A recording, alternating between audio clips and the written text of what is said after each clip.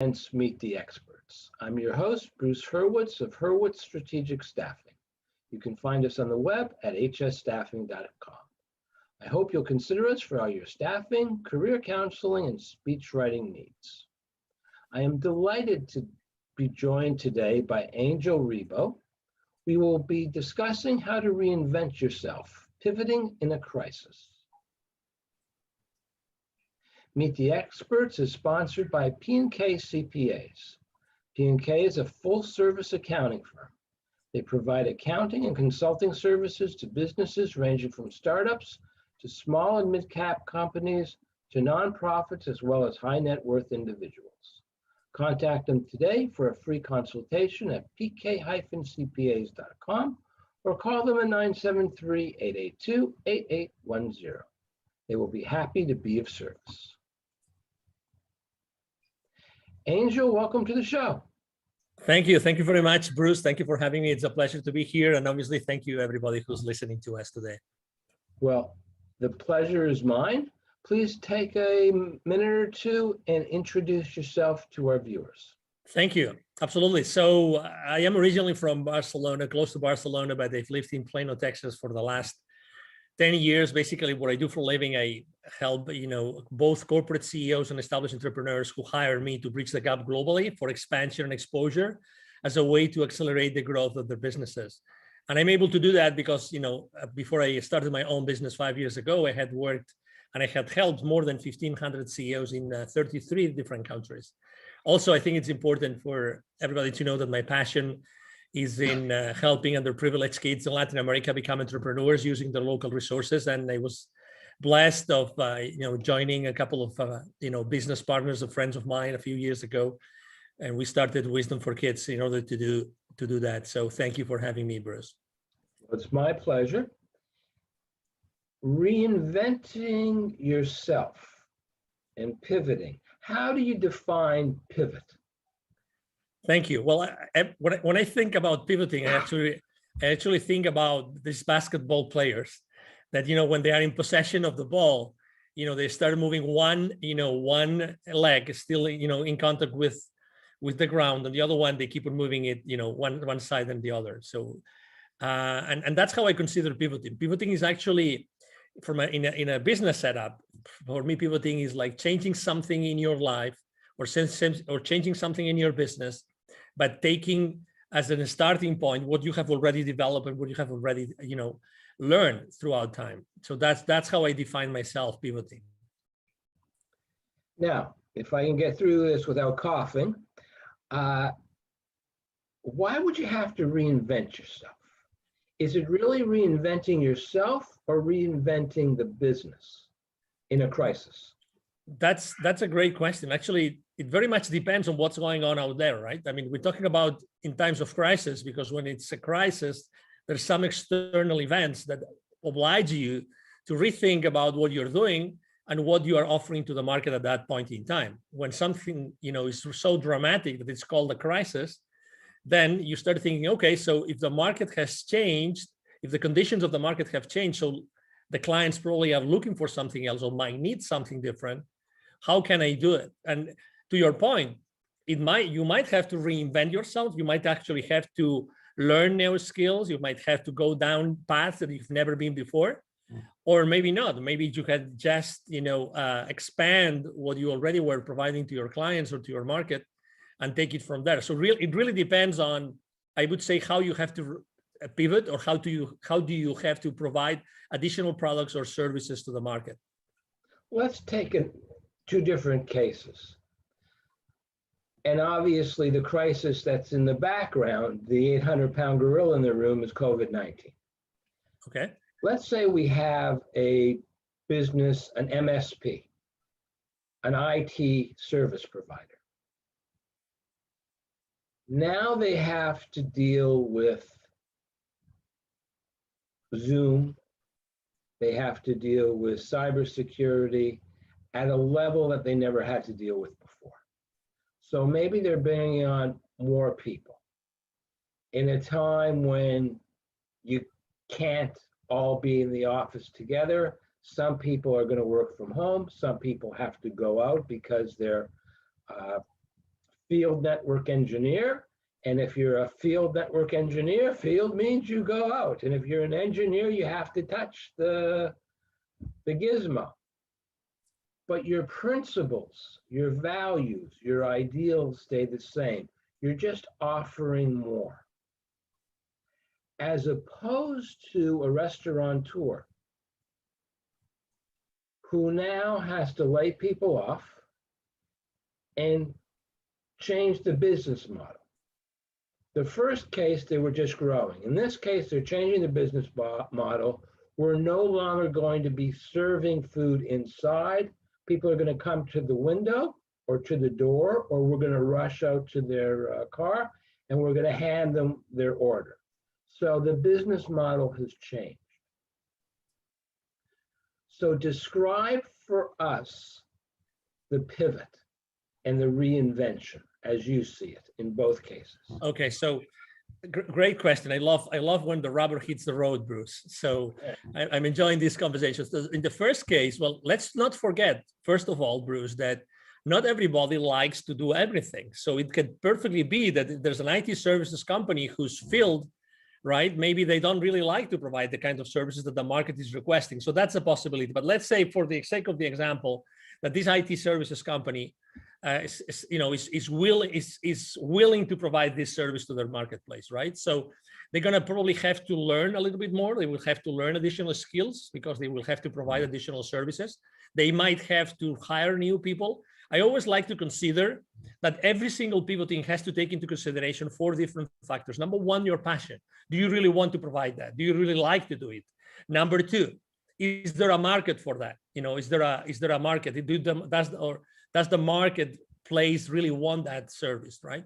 Number 3, your expertise, and that's why I was mentioning, skills. Do the people around you, do your friends, do your current clients, do your prospects consider that you really know about that subject matter so you can provide this service? And number 4, the fourth pillar is the market going to pay for it? And I mean, is it a service or a product that you're going to provide? In this case, it's an IT service company. Is this service going to be paid for in the market enough so that you will be able to make a living?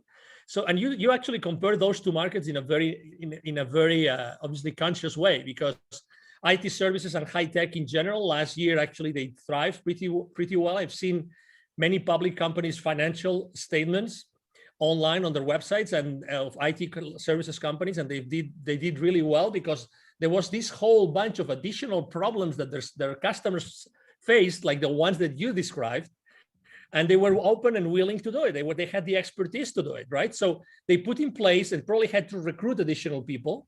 So they put in place additional people with additional skills, and they started to think, okay, so how can we provide this service so it is still profitable for the company, and we provide it to our clients in a way that is really going to help them be profitable.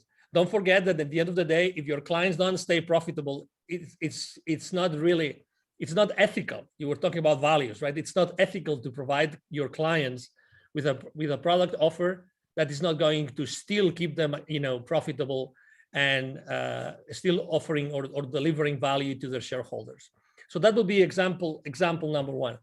In the case of example number 2, which is a restaurant, right? So probably as example number 1, the clients still want that service, but they cannot have it face to face because of the restrictions. So as you very well described, they changed the model. Let's revisit those 4 pillars. Okay. So number 1, passion. Okay. So is that business is still passionate about, cooking food and offering food? Well, cooking food for sure, because that's what they used to do. But what about offering food? What about the interaction with the client? They will have to decide in this case if they're still passionate about changing their business model and offering that food, that service food, or that food service, in a different way. In this case, probably it's going to be like they will deliver it in the curbside, or they will even partner up with another company to provide it to their end clients through these home delivery services, right? So that's one thing. The second is the expertise. So do they really know how to do it? How will they have to do it? What are these additional skills of, will they have to adapt their kitchens? Will they have to adapt the rest of the of the facility in order to make it more suitable for the kind of services that they're going to provide their clientele, right? That's very important. Number four, is there a market for this? Obviously, I think that we all keep on eating, right? We all keep on eating, and I think that we all still have disposable income in general. The clients of the restaurant industry, we all have disposable income, and we still want to, hey, today I don't feel really like, cooking, or I don't really feel like spending so much time in the kitchen. Why not buying somewhere else? Why not? Maybe we can go to that restaurant face to face. We cannot sit, on a table, but we can still, grab something, or we can have some of those intermediary companies to buy that from us, and we can have it. And number four, it's the market. Is the market going to pay for it? Definitely. I think that we have seen over and over again since last year that everybody was willing to pay this additional amount of dollars, whatever percentage it was, in order to have this amazing food, those delicacies that they would love to eat on site, to still have them delivered to the place. So those would be kind of how would I approach, from a pivoting or reinventing perspective, the times of crisis. Thank you. Now I want to talk about two other things. Of course. Basically, longevity. Continuing with food, we've now become used to delivery services. Yeah. I have 3 blocks over there, a very nice diner that I used to go to occasionally. Okay. Haven't been there since February of 2020. All Okay. right. Next week, I get my second Pfizer shot. From what I've heard, I'm not going to be feeling very well next week. Okay. But the week after, I may decide, okay, I now am supposed to be safe. I'll go in and I'll get something to eat. First time eating out. But I've also had the necessities of life delivered. For example, a pastrami sandwich. All right, I can't get a pastrami sandwich at the diner. They don't know what pastrami is. It's not good. I tried. Other things are good, not the pastrami. So there's a kosher deli, and I can get it delivered. It costs a little bit more. But there will come a time when people will say, you know what? Let's go out and eat. Let's not get delivered. There are going to be fewer deliveries. On the other hand, I very much like the idea of the supermarket delivering my food so I don't have to carry a lot of heavy bags. That, for me at least, is going to continue indefinitely. You're providing services based on a crisis, and once the crisis is over, how do you keep your clients utilizing those services? Because those services are going to remind you of the crisis, which you want to forget. I think that, well, number one, there's uncertainty, right? We're talking about uncertainty in the marketplace. So I think that we still don't know for how long, let's say, these business models have to be in place. For how long, or are those business models going to be in place, or those different ways to provide services and products to their clients? I think that we still don't know. So maybe the question is, I think that, and I'm going to relate to what typically happens when someone is launching a startup, some entrepreneur is starting their own business. I think that the most important thing is always being in touch with the market. There's something called like the minimum viable product. You probably, or service, you're obviously familiar with that. I think that being in touch with your client, consistently with your client, is going to give you the answer to what you just asked me. I think that really knowing what people are going to be comfortable in the future is going to be key. What I would personally do, and I would suggest probably my clients to do, is, hey, how are you keeping in touch with your client right now? Do you really know exactly the demographics of your client? Do you know where they are located? Do you know what kinds of services? Probably, if they have some system in place, some point of sale system in place, they will probably know who is typically buying what. And that's what's called like market intelligence, right? They already know their customer base, what are their habits of what they're buying or where they're eating, how they're doing it, how often, on which time frames, right? So all that market intelligence, the customer base intelligence, if you are a company that really cares about being in touch and knowing exactly what the market is asking for, I think that you will be able to really surf that wave. So obviously you have to plan. You have a business and you have to plan. I think that right now, being flexible about what you're planning and the decisions that you make according to the operations, you asked me about the operations as well. I think it's going to be the wise thing to do. There will be people that are going to stay on a place where they still feel more comfortable having everything delivered, and there's going to be people that will feel easier, more prone to go back to their former habits, right? So I think there's still a question mark to be able to answer your question, and we have to be ready as never before to be able to cope with the uncertainty and with the continuously changing habits of our consumers. That's excellent regarding services, but let's talk about products, and there's only one product that I can think of. 2 feet away from me, maybe 3. So to make you comfortable, 1 meter away from me are 2 gaiters. You know, the masks that don't have the strings for the ears. Okay. The 3 original blue masks that everybody bought a year ago. 2 black masks that I shouldn't have bought on Etsy. And once it's over with, I don't need any more masks because I can wash the gaiters. The other ones, for whatever reason, I haven't thrown away. I probably should. I doubt I would use them. There are companies now that most of their income are from masks. And that demand is going to disappear. So how did they pivot with their inventory, with their machinery, to something new? Because people are not going to want to wear masks forever. I agree. So we're talking about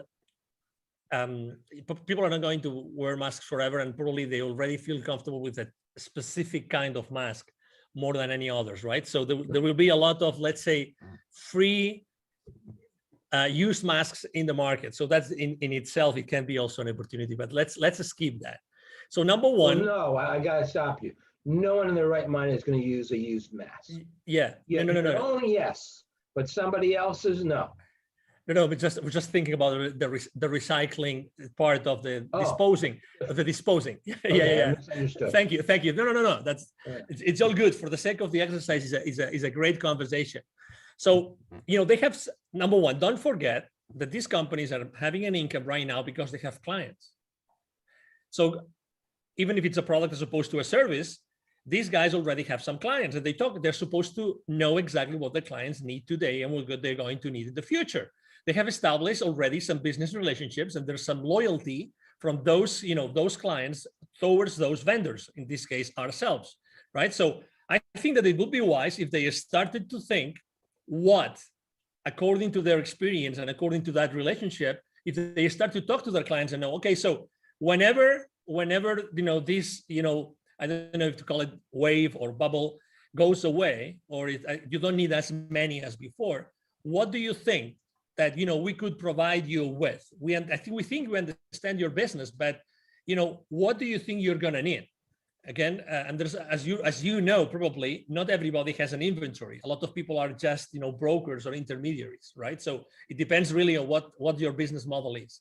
But what I would be doing is, okay, so if I've been able to provide you with this kind of product, okay, what about Mr. Customer? What about this other product that is related, that maybe I can use similar ways for manufacturing it, but it still can provide it still can provide a service. I remember in the beginning of this crisis, we talk about masks today, but we could talk about probably like gels, and many other things that are a lot of different companies, even automotive industry, started to as you remember, manufacturing different products, right, in order to use their spare production capabilities to fulfill the market needs, right? So I think it's gonna be the exact same thing, but the difference is that you made an statement, which is we're not going to need as many masks in the future. So I think that this is a lower level of uncertainty compared to what we said before. So I think that you can plan for a downtrend in the market of a specific product, and you can start thinking about, okay, so my production facility, in case it's my own production facility, how can I repurpose it so that I can try to have the same clients use a different product that can be of service to them moving forward, right? And that's why I think that as far as you really own the relationship with your clients and with your market, you are really in a very good position to pivot and to offer and to manufacture other products that can be of service. The only thing, I'm not trying to be funny here, but I have been able to think of is what else comes with a cloth and a string. And the only thing I could think of were parachutes and bibs. And two more divergent products I can't imagine. Mm-hmm. And I'm not sure that you would want to be in a plane and jump out of the plane knowing that your parachute was manufactured by the company that manufactured the bib that your child wears. All right, but maybe. I agree. As you know, it's a matter of certification, right? You will have to you will have to plan. You will have to have a business plan in place, and you will have to decide if all these additional, things that you have to do in order to be certified to serve, a similar kind of audience with a completely different product. I mean, again, it's a matter of what are the habits, what are the consumption habits of that market that you already have in place, of those clients that you already have in place. But to your point, I mean, nobody will allow you to sell another product unless it's gone through all the different, due diligence or the due diligence process that is necessary. But I think that there has been a lot of creativity and a lot of innovation in the market for the last 12 to 14 months due to the need to serve a different market or a market with different needs. And I think that has really been a very good thing. And I think that entrepreneurs and companies in general, they have learned so much about, the theory of constraints, things like what are the constraints in my business? How every single, business decision impacts the profitability of the company. These kind of things, I think that all those conversations have taken place. They have not taken place in many corporations, but they were a need last year. And I think that has obliged a lot of companies to decide what route to take in many different directions.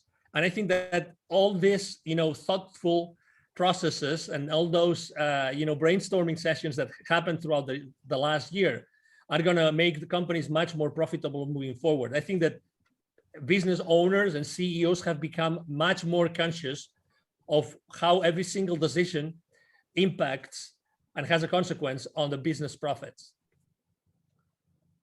The final question, which I ask all my guests, what haven't I asked you that you wish I had asked you? Well, I think that you're a very funny person. I really enjoy the different, cases or questions that you asked me. Probably you should have asked me what's the most funny question anybody has ever asked you. Okay, what's the funniest question anyone has ever asked you? So probably what was the funny question? Besides the comparison that you make with the parachutes, which ranks really high in the list of questions I've been asked. Probably one of the questions is who would be the three people that you would seat on a dinner table. That's probably one of the funniest ones, because I really like to have. That's actually not a funny question. That's a good question. But I will tell you why it's a funny question, because I love so much to eat and to cook.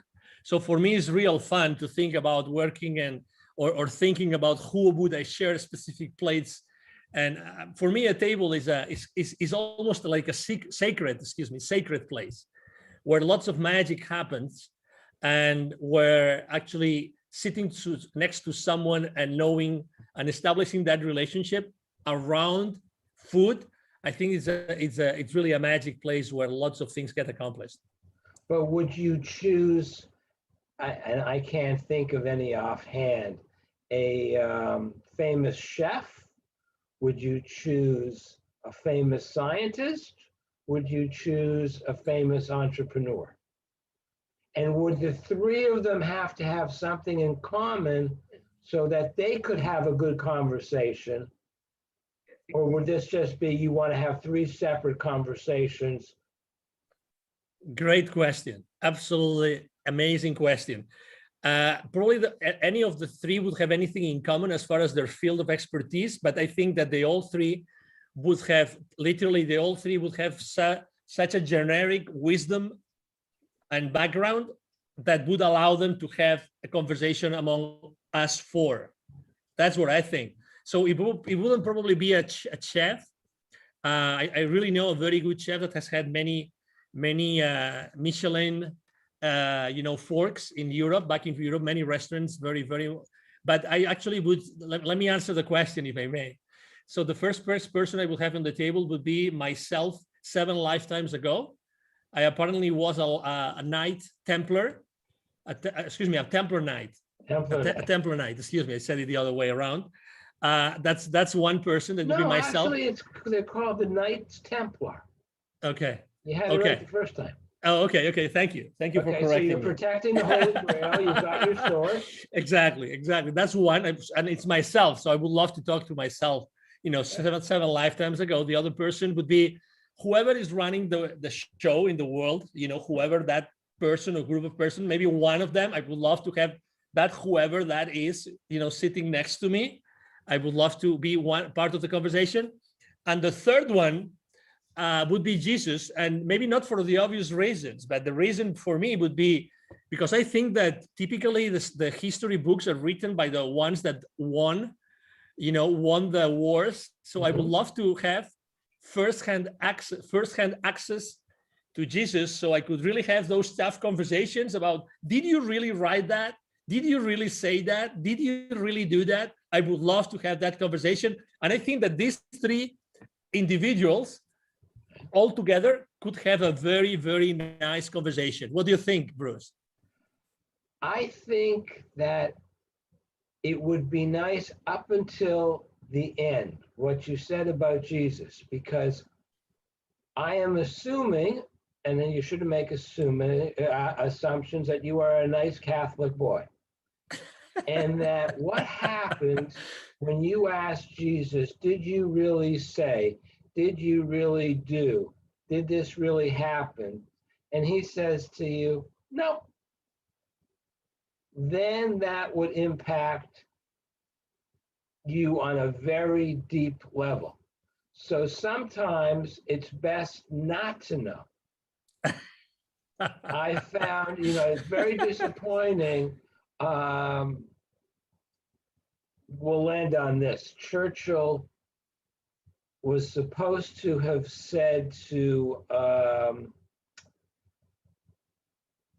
he was stopped by a woman at a party, a lady, and she said to him, Winston, you are drunk. And he said, Madam, you are ugly. The difference between us is tomorrow morning I will not be drunk.